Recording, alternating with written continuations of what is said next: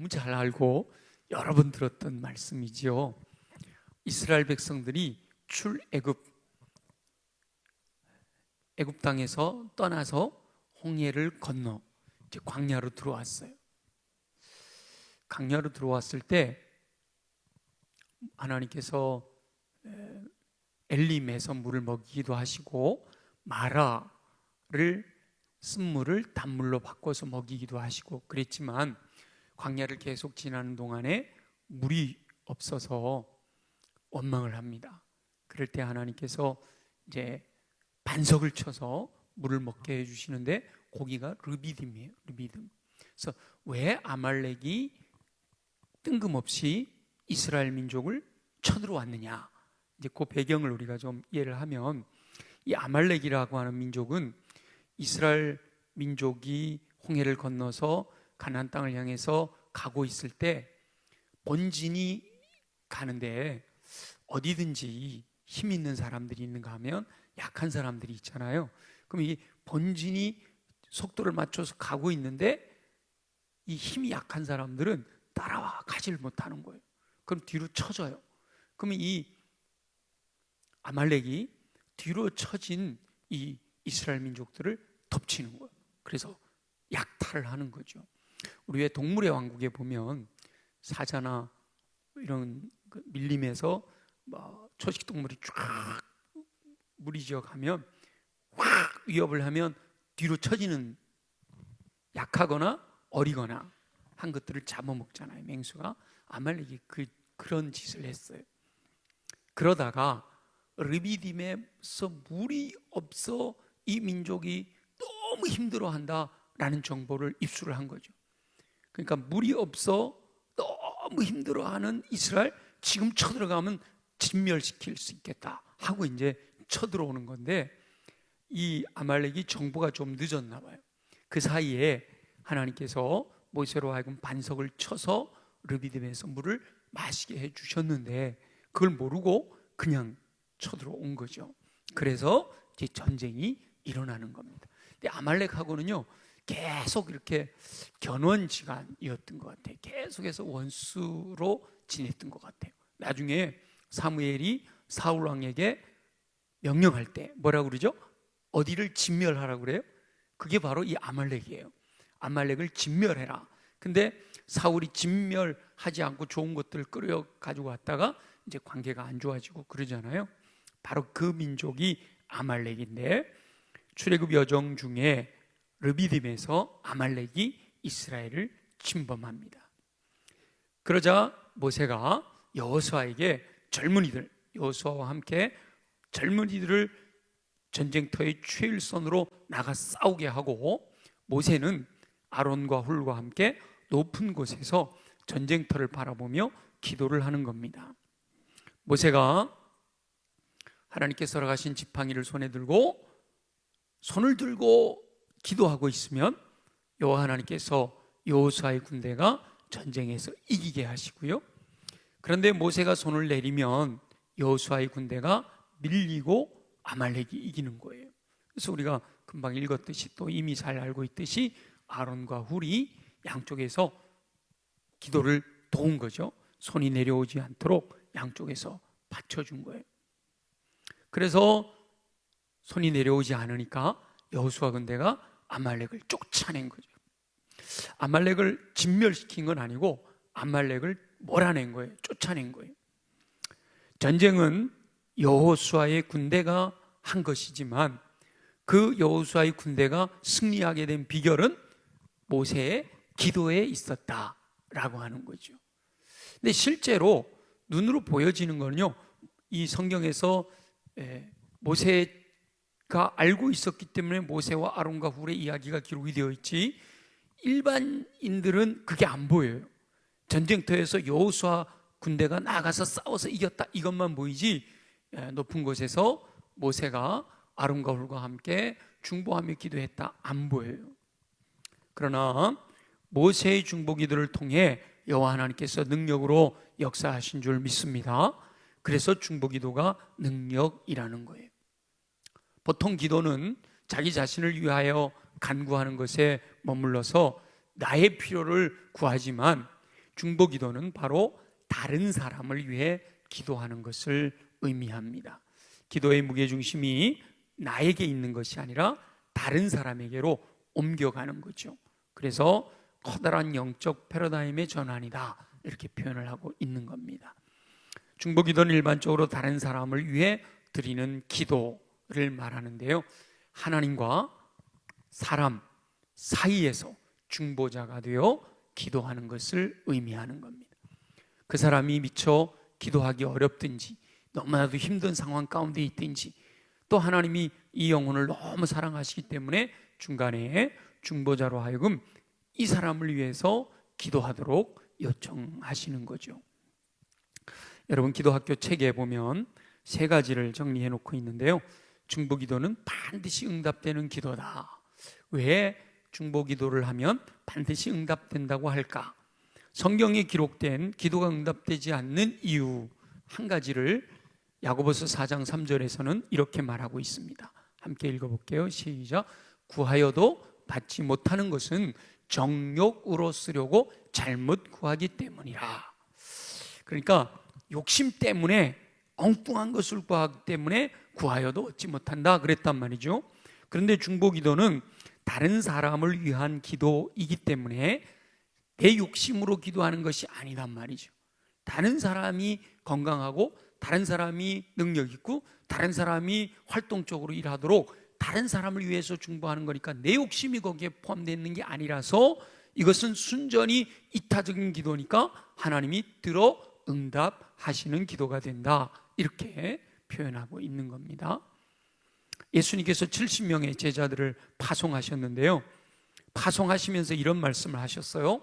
어느 집에 들어가든지 그 집에 평안을 위해 중보해라, 이렇게 말씀하셨어요. 자, 우리 누가복음 10장 5절과 6절 함께 읽어볼게요. 시작. 어느 집에 들어가든지 먼저 말하되 이 집이 평안할지어다 하라. 만일 평안을 받을 사람이 거기 있으면 너희의 평안이 그에게 머물 것이요 그렇지 않으면 너희에게로 돌아오리라. 아멘. 중보기도는 타인을 위한 기도이지만 결국 자신을 위한 기도가 되기도 하고요, 결코 땅에 떨어지지 않는단 말이죠. 그러니까 예수님의 제자들이 어느 집에 들어가면서 이 집에 평안이 있을지어다 중보한 거잖아요. 그 집을 위해서 중보한 거죠. 그래서 우리가 어디를 가든지 경건한 사람들은 어딜 버스를 타도 앉아서 기도하고, 은행에 가도 앉아서 기도하고, 식당에 가도 앉아서 기도하고, 누구네 집에 방문을 해도 앉아서 먼저 기도하잖아요. 그 기도할 때 여러분 뭐라고 기도하세요? 이 집에 있는 복을 내가 다 가져가게 하옵소서, 그렇게 기도 안 하잖아요. 그 내가 있는 그곳에 평안이 임하기를 위해서 중보하며 기도하는데, 그 집 안에 구성원들이 평안을, 축복을 빌었잖아요. 평안을 빌었는데 그것을 받을 만하면 하나님께서 그 가정에 복을 주신다는 거예요. 근데 그 가정에 속해 있는 영혼들이 복을 받을 만하지 않다, 그러면 내가 빈 평안이 나에게로 돌아온다는 겁니다. 그 중보기도는요, 공짜가 없는 거예요. 제가 A라는 사람을 위해서 기도했어요. A라는 사람이 몸이 너무너무 아파요. 그래서 A라는 사람을 위해서 내가 중보하면서 기도했어요. 근데 그 사람이 믿음이 생겨나고 그 사람이 하나님이 긍휼히 여기시면 그 사람이 건강해지면 할렐루야인 줄로 믿습니다. 근데 만약에 이 사람이 믿음이 안 생겼어, 하나님을 신뢰하지 못해요. 그래서 이 사람에게 하나님의 능력이 나타나질 않았어요. 그러면 내가 이 사람의 건강을 위해서 기도했으니까 건강, 이 사람한테 나타나지 않았어요. 그 건강의 기도가 누구한테 온다고요? 나를 건강하게 해준다는 거예요. 그러니까 여러분, 사실은 나의 건강을 위해서 기도하는 것보다 다른 사람의 건강을 위해 기도하는 게 더 유익한 거죠. 그죠? 어차피 나에게로 돌아올 거니까. 내가 누군가를 위해 기도했다라는 건 그 사람이 건강해지면 나에게도 유익한 거잖아요. 그래서 기도를 많이 하되 특별히 중보 기도를 많이 드려야 한다라고 말씀하고 있는 겁니다. 그래서 또한 두 번째, 중보 기도는 축복의 통로입니다. 중보 기도를 통해 우리는 다른 사람의 영혼이 구원받기를, 그 사람에게 하늘의 복이 내리기를, 그리고 하나님의 능력의 도우심이 그에게 임하기를, 이게 중보 기도라는 거예요. 하나님, 우리 형훈이에게 하나님 우리 영혼의 형제가 구원받고 하나님 많은 사람들에게 선한 영향을 끼치게 하옵소서, 하늘의 복이 내리게 하옵소서, 하나님의 능력과 도우심이 그에 임하기를 원합니다. 이렇게 기도한다는 거예요.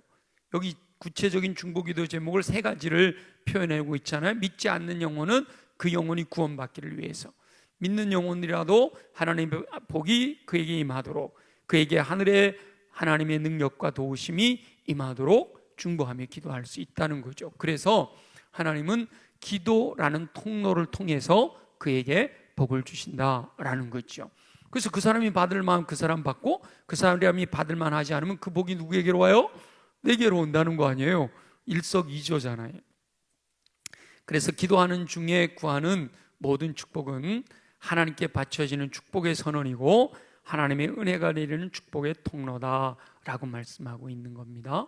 중보기도는 기도를 받는 사람의 상태에 달려있는 것이 아니라 중보기도하는 사람에게 달려있다. 제가 이거 묵상하면서요 좀 뜨끔했습니다. 중보기도는 기도의 대상자의 믿음으로 치유가 일어나는 게 아니라 중보기도하는 사람의 믿음이 강하게 역사하신다라고 말씀하고 있는 거죠. 그래서 저와 여러분 모두가 중보기도를 통해서 많은 사람들에게 여호와 하나님의 축복이 임하는 통로로 쓰임받게 되시기를 예수님의 이름으로 축원합니다. 또한 중보기도는 영적 전투라고 그랬어요. 요한일서 3장 8절을 한번 읽어볼게요.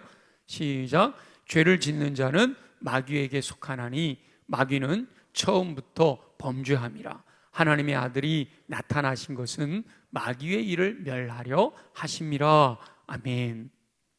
죄 아래에 있는 어떤 사람을 위해 기도한다면, 아직 구원받지 못한 어떤 A라는 영혼을 위해서 기도한다면 먼저 그 사람이 마귀, 사단에게 속하여 있다라는 영적인 사실을 알아야 된다라는 거예요. 죄와 허물로 죽어 있잖아요. 우리는 예수 그리스도를 믿고 거듭나 하나님의 자녀가 되었지만 아직 믿지 않는 사람은 죄의 종이란 말이에요.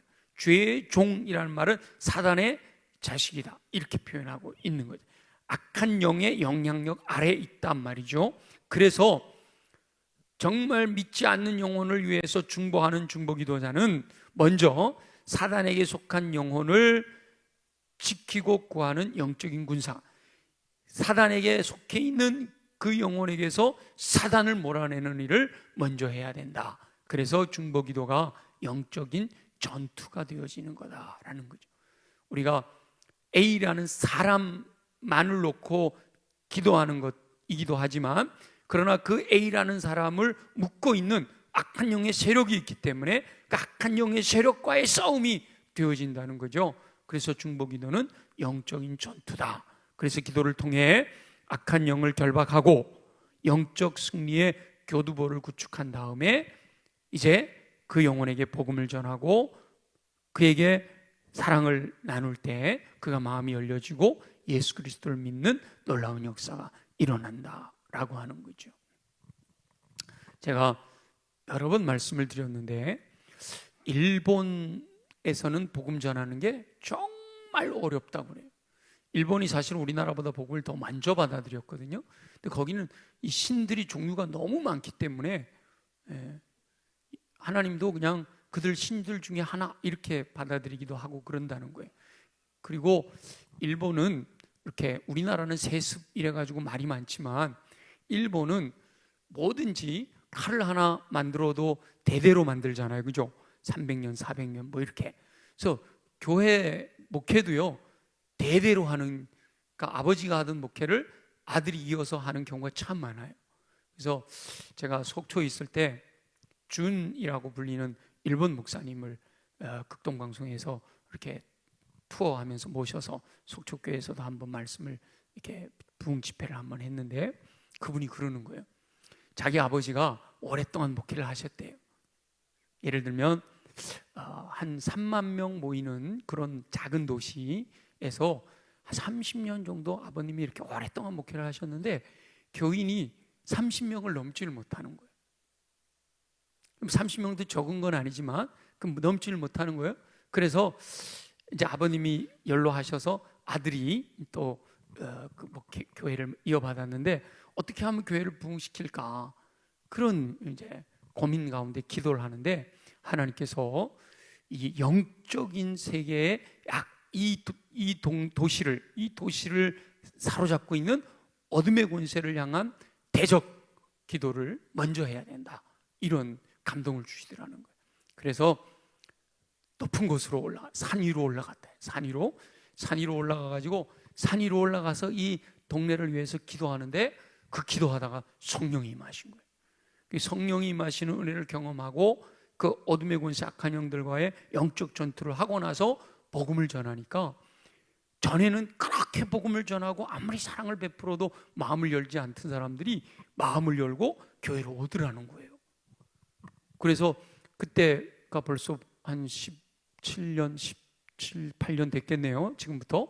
그때 당시에 그 교회가 일본에서 600명이 모인다고 그랬어요. 600명. 별로 안 놀래는데 일본에서 600명이 우리나라 한 6천 명 정도 이렇게 될 정도의 큰 교회가 되는.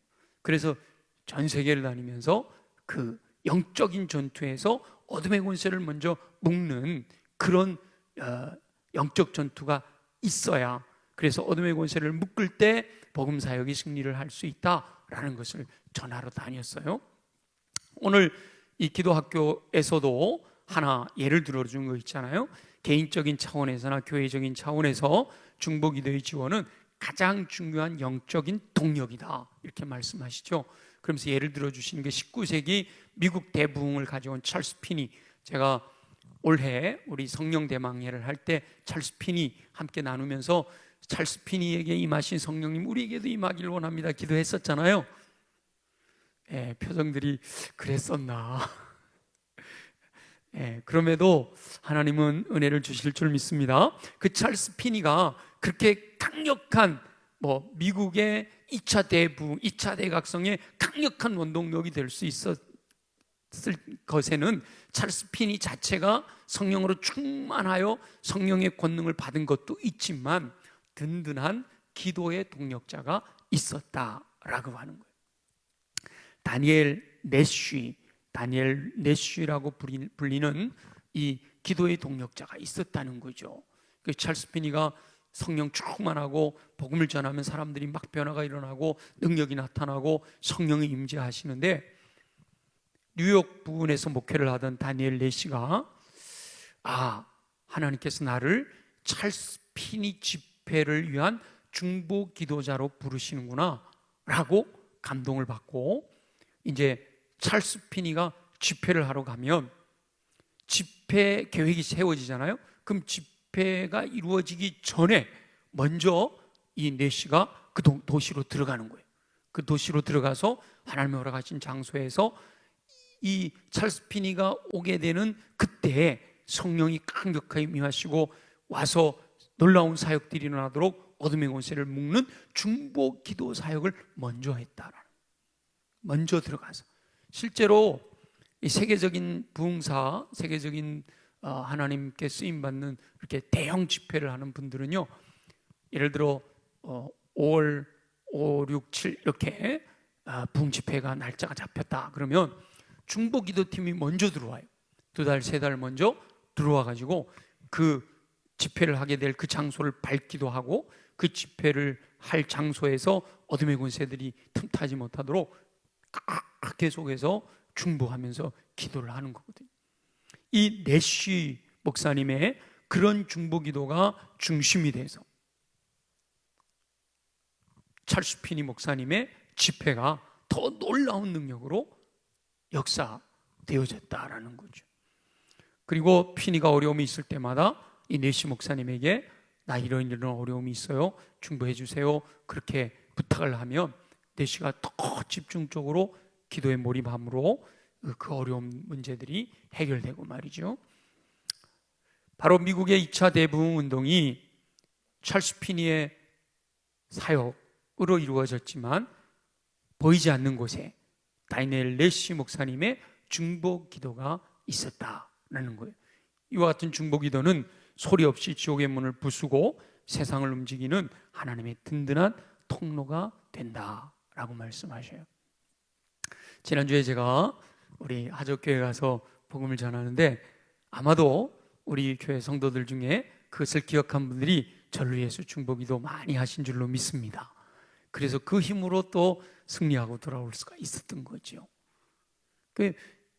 여러분, 혼자 아무리 능력이 많아도 혼자 하는 것하고 누군가가 옆에서 중보해 주는 사람들의 힘으로 하는 거는 천지 차이예요. 제가 우리 교회 처음 막 부임해가지고 이 속초에서나 강릉에서 목회할 때보다 너무 충만한 거예요. 막 힘이 넘쳐나는 거예요. 왜지? 갑자기 왜 이렇게 힘이 막 넘쳐나지? 그러다가 제가 딱 깨달았어요. 강릉 중앙이나 속초 교회 성도들보다 우리 교회 성도들이 더 많은 거야. 그러니까 우리 교회 성도들이 내 기도도 하지만 본인 기도도 많이 하지만 기도할 때마다 우리 목사님 위에서 중보기도 하니까 그 힘이 이렇게 느껴지는 거예요. 또 강력하게 힘을 얻게 되는 거죠. 여러분, 중보기도는 눈에 보이지 않는 것 같지만 놀라운 능력이 있습니다. 그래서 많은 분들이 이 영적인 세계를 깨달은 분들은 그 중보기도의 중요성을 알고 중보기도에 대해서 많이 알려주죠. 그래서 우리 전용목 목사님을 통해서도 우리가 배웠고요.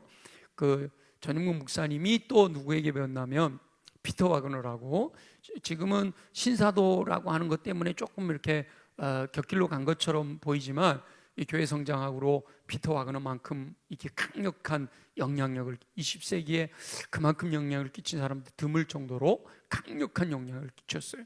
그분이 이제 중보기도에 대해서 여러 가지로 많이 가르치는데, 우리 교회 성도님이 저를 위해서 생각날 때마다 기도하는 거, 요 정도는 그냥 이렇게 제가 중심이고 중보기도 그룹이 있고 중보기도 그룹이 있고 중보기도 그룹이 있어요. 그럼 요 바깥 그룹 정도가 되는 거예요.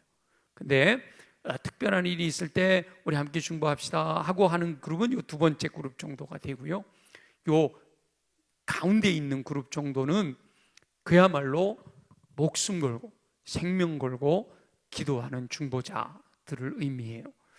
제가 참 감사한 것은, 저는 제가 잘난 것이 별로 없는데도 불구하고 저를 위해서 중보하는 분들이 많아요. 제가 강릉에 있을 때는 정말 나를 위해서 금식하고 생명 걸고 기도하는 분들이 있었어요. 그런 기도로 말미암아 그 어려운 여러 가지 영적인 전투 가운데서도 다 이겨내고 승리할 수가 있었던 거죠. 그래서 그걸 이제 중보기도자들 I라고 표현하는데, I1이냐, I2냐, I3냐 이렇게 얘기를 하는 거예요. 그래서 예수님도 보면 예수님 측근이 있었잖아요. 누가 있었죠? 베드로, 야고보, 요한, 딱 3명. 그 다음에 또 몇 명이 있어요? 12명이 있었잖아요. 그렇죠? 그 다음에 또 몇 명이 있어요? 70명이 있었잖아요.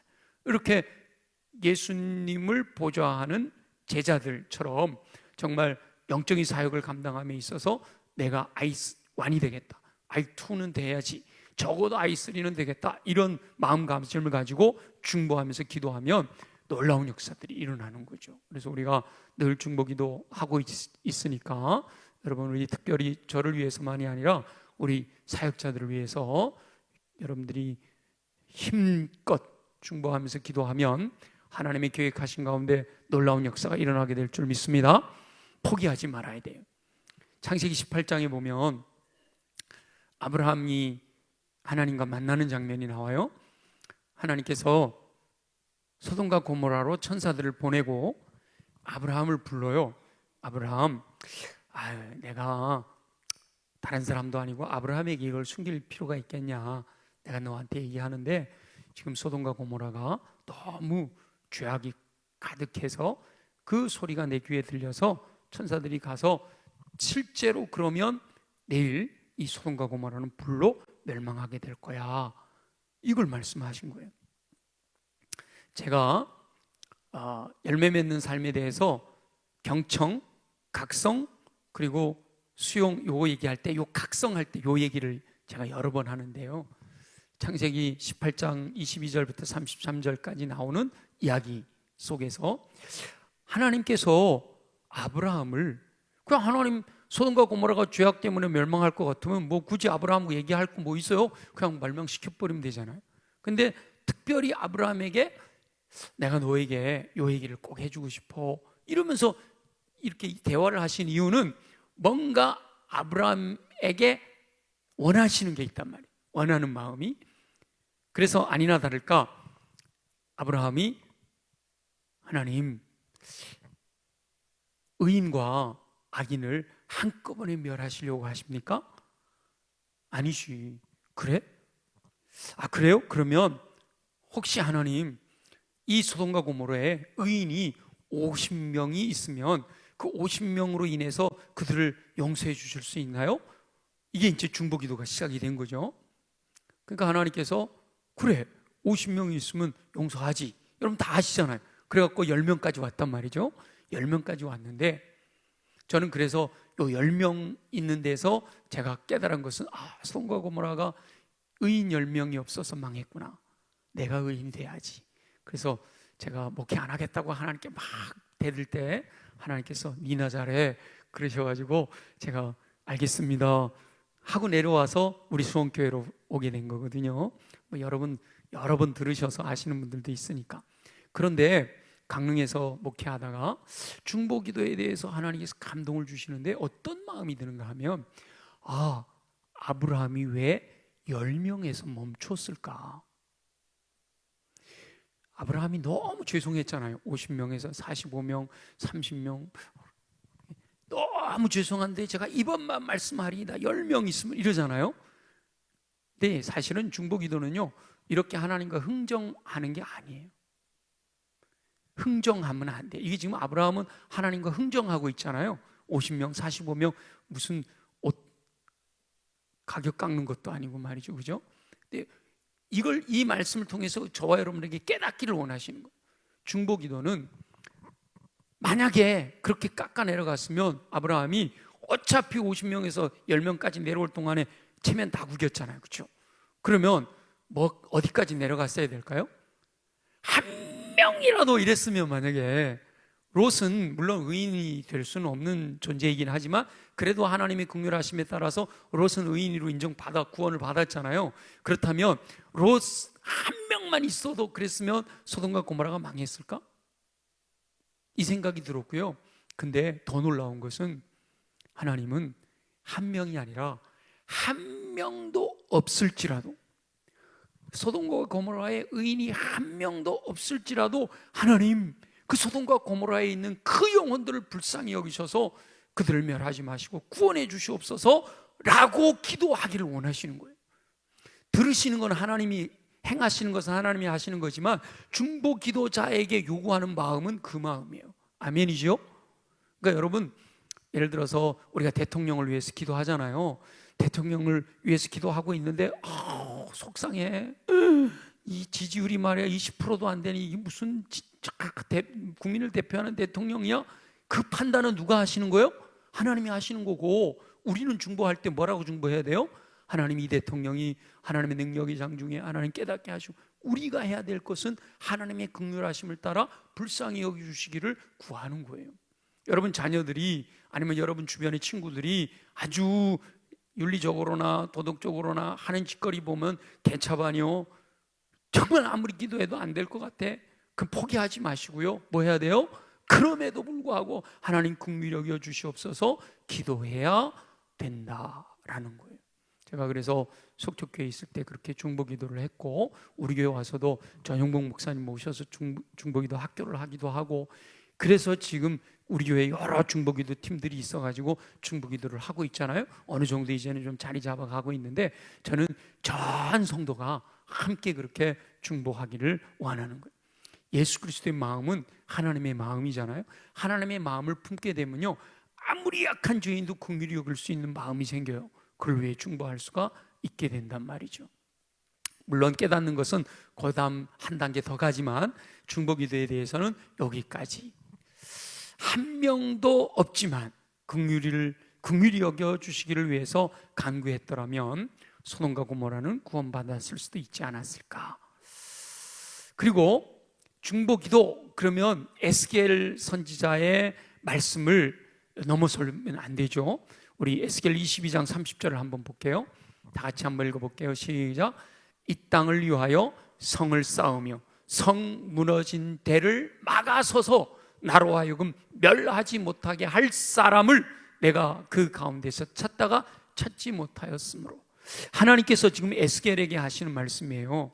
에스겔에게 뭐라고 말씀하시는가 하면, 이 땅을 위하여 성을 쌓고 무너진데, 지금 막 나라가 망하고 무너지고 지금 죄악으로 말미암아 우상 숭배로 인해서 이제 멸망당하기 직전인, 그래서 이미 포로로 끌려온, 에스겔은 이미 포로로 끌려와서 바벨론에서 하나님께서 주시는 환상을 보는 사람이잖아요. 그런데 이 무너지는 이 멸망해가는 이 나라를 막아서서 하나님으로 하여금 이 무너져가는 이 나라를 멸하지 못하게 할 사람, 이 사람이 바로 중보기도자거든요. 무너진 데를 막아서서 나로 하여금, 하나님으로 하여금 멸하지 못하게 할 중보기도자를 찾았는데, 내가 그 이스라엘 백성들 가운데서 찾다가 찾지 못하였기 때문에 이스라엘이 멸망하는 대로 내어버려 두게 되었다라고 말씀하시는 거예요.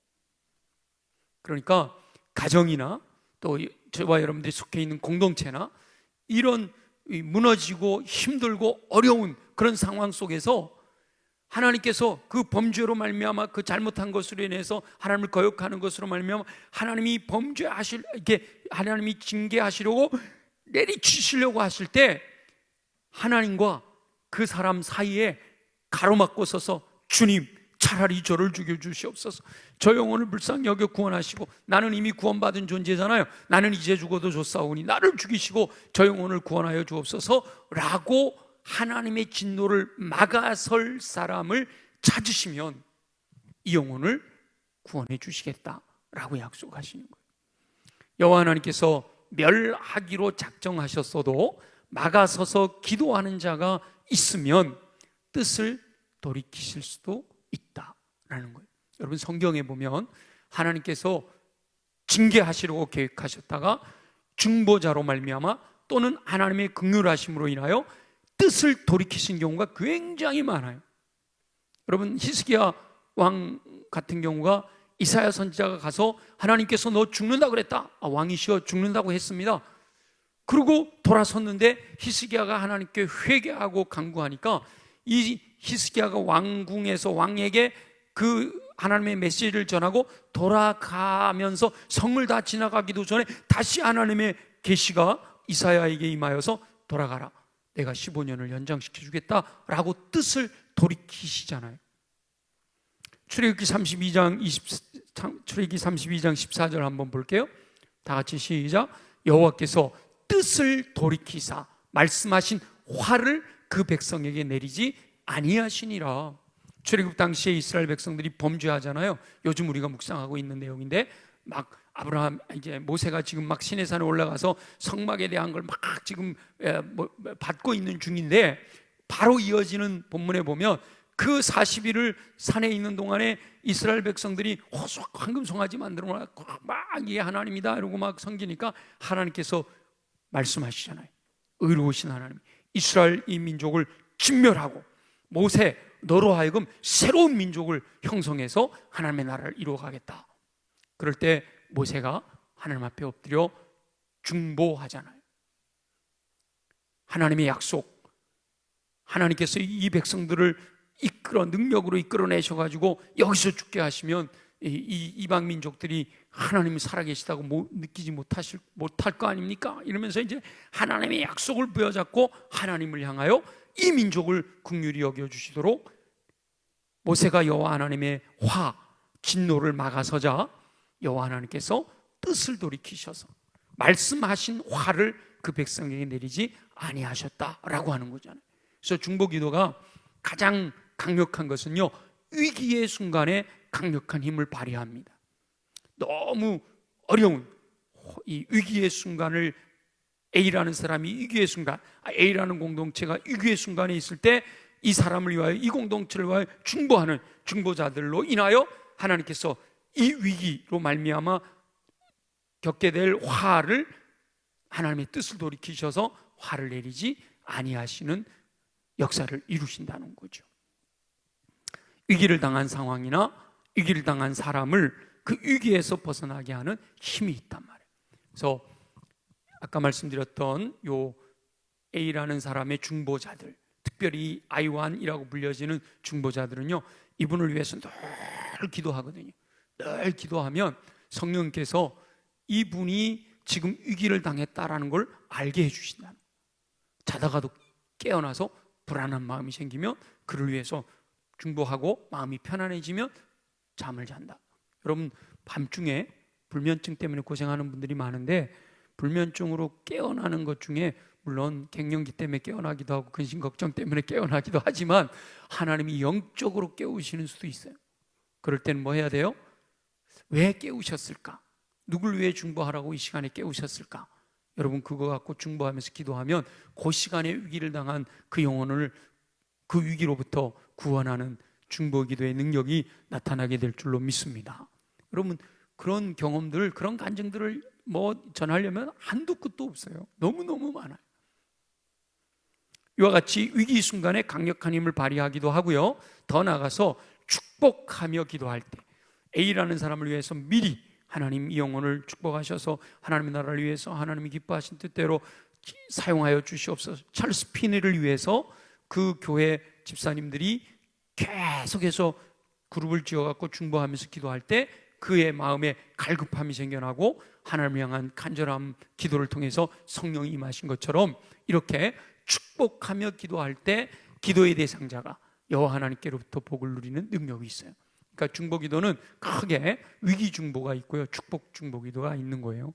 위기의 순간에 위기를 모면하도록 중보하는 기도가 있고, 끊임없이 그를 위해 축복함으로 하나님께서 그에게 능력과 힘을 주셔서 놀라운 능력을 행할 수 있도록 하는, 예수님의 말씀처럼 평안을 빌 때 평안을 누리게 하시는 은혜가 임하게 되는 거죠. 그래서 중보의 기도는 결코 실패하는 법이 없습니다.